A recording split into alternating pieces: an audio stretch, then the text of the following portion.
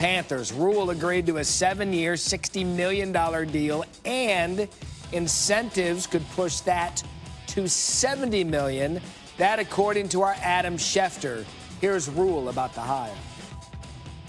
The decision to leave here is a really, really hard one. The last 3 years have been a special time in our lives, and so it was hard to say, hey, let's move and go do something new. It was just a great opportunity. I felt really good about the ownership and leadership. The football part of it to me is trying to go coach and compete at the highest level. It's not about money or fame or anything else. It's about having a chance to everyone having the same rules, everyone having the same players. I'm excited about that, and I'm excited to get to work.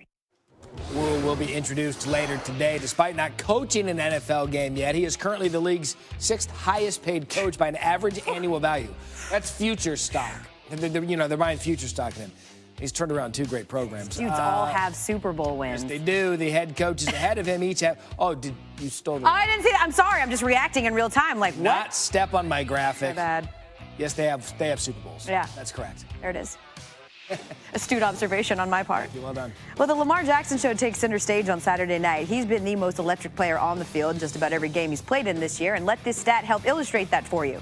He's averaging 5.6 yards per rush before contact, making the idea of scheming to stop him somewhat comical, at least in the eyes of the Titans. You just got to get multiple guys around him. Anytime you try to do a kill shot, you'll probably get juked off the screen and end up on the check down Instagram. So you don't want to end up on the highlight reels. I'm on Come On Man or something like that. So you got to break down, be a sound tackler, keep your eyes up, feet moving. Otherwise, and even then, he probably still might juke you. From Mars, man, he definitely out of space guy. He's a guy he's unbelievable. The stuff that he's doing so far this season is unreal. Other than try to tie his shoelaces together, I mean, not many people have had success. We'll have to prepare and try to get our players as ready as possible to defend not only him, but Mark Ingram and then Edwards. It's impressive what they've done. Every game is serious. Every game is important. Every regular season game was important. And like I said, every playoff game is a Super Bowl because it's do or die. You win or go home. I know that there have been plenty of dual threat quarterbacks, and I know that Lamar Jackson is a one of a kind, but consider this, okay? There have been 654 instances of a 1,000-yard rushing season. There have been 126 instances of a 30 passing touchdown season. We live in a right here, right now society with winning right away. Which of these open vacancies allows that? I'm going to say the Browns, because I think everyone's going to point to the Cowboys and say, well, there's talent there, right? The Browns roster is just as talented. Think about it. There's a talented quarterback, talented running back, talented tight end, talented wide receivers, talented guys on the defensive line, linebacker, and secondary. The only area they're lacking people or talent is at the offensive line. And so I'm not saying this is the best situation long-term or the health of your job because of the ownership, but right now, the people they're players that you can go win football games with, if coached well, I say Cleveland. Well, I would have to find out about Baker Mayfield, but I got you. You and Baker, man. It's the Cowboys. I mean, you look at the situation. I told you people were going to say the Cowboys. Yeah, you look at the situation they're in right now. This team had slow starts last year, couldn't win games, lost to the Jets, lost to the Eagles in the divisional series to take the series, and it was coaching. It was miscues. It was the inability to put together a plan to put this team in a great situation. And I know Kellen Moore did a tremendous job if you look at offensive numbers, but how productive was it? Because you ended up, they're going to be doing what we doing when the playoffs start, watching the games. Right. So I think Mike McCarthy is in a great spot with roster on the talent. We've raved about the Cowboys roster. Yeah. We've raved about the guys on the team. Now, they have some things to do in the offseason, but if you look at what's there now, you have a quarterback that you feel is a franchise, and you got a guy coming in that has had success winning. And I've been outspoken that I think the McCarthy hire is a really good hire, but there's some questions there. Like Amari. Yeah. What are they going to do at tight end?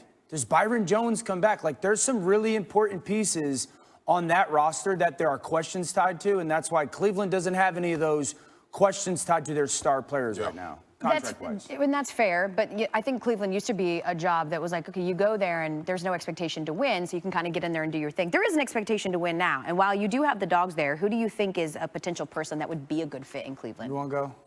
Yeah, Eric Bieniemy. I mean, let's just go and do the no-brainer thing. Like, this guy has been success. He's been under one of the best offensive minds in football in Andy Reid. They work side and side, and these are the relationships that we see transpire in the NFL to get guys head coaching jobs. This is a name. There's a whole outlying other conversation about Eric Bieniemy not being a head coach. Sure. He's interviewed for at least 5 teams. We know he has the football acumen. He's put the work in the NFL. He should be a head coach. Now, if you get beyond Eric Bieniemy, you think about Lincoln Riley. You think about Josh McDaniels, guys that have offensive prowess with a quarterback that for me personally, I think he needs tutelage of guys that have that type of ability to put him in an offense that can have success. But Eric Bieniemy should be the next head coach for the Browns because he's got stake in the game and he's obviously been successful. I love Bieniemy, and the Andy Reid coaching tree has been really successful. I've solved the Browns problem. Oh, good. The Haslam family just needs to call me. Please. This is it. You're going to coach? You call Lincoln Riley, and you do not allow him to say no.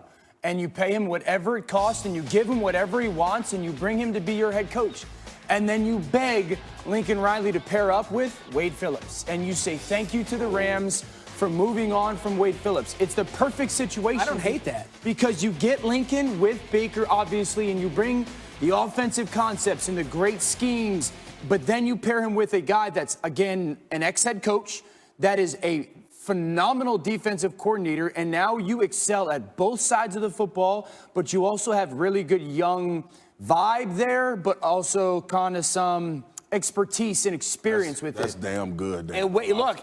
Well done. Solve the problem, Haslam family. Wade's not a threat. Exactly. No. Wade just wants to, like, And you know be a defensive coordinator and do his job. And you know what else playing for him? These defensive players will kill for Wade. Yeah, they they do. love him. You love playing for him. Yeah. You love playing Wade for him. from And now you get Baker. Son of a the bum. truth is, the closest Lincoln Riley came to winning a national championship was with Bake, right? How long you been at ESPN now? 16, 17, 18 months. Finally earned your paycheck. Well, they paired him with me. He said something I can't even argue with. Can't even argue with you, Dan. We'll see you guys back. Good morning. See you I'm going to stop coming on.